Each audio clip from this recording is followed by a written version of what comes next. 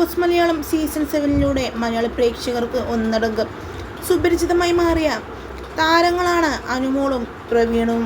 അനുമോളെ സ്റ്റാർ മാജിക്കിലൂടെയും പ്രേക്ഷകർ അറിഞ്ഞു തുടങ്ങിയപ്പോൾ പ്രവീണിനെ ബിഗ് ബോസ് ഷോയിലൂടെയാണ് പ്രേക്ഷകർ ഒന്നടങ്കം അറിയാൻ തുടങ്ങിയത്. ഇരുവരും തമ്മിലുള്ള ആ ഫ്രണ്ട്ഷിപ്പ് വലിയ രീതിയിൽ ആരാധകർ ഏറ്റെടുത്തിരുന്നു ബിഗ് ബോസ് വീടിനകത്ത് തന്നെ.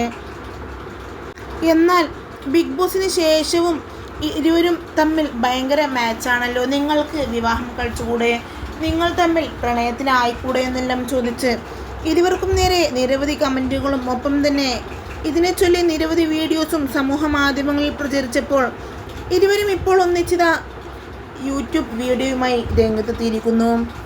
പരസ്പരം അങ്ങോട്ടും ഇങ്ങോട്ടും ചോദിക്കാനുള്ള ചോദ്യങ്ങളെല്ലാം തന്നെ ഇരുവരും ചോദിച്ചിട്ടുണ്ട്.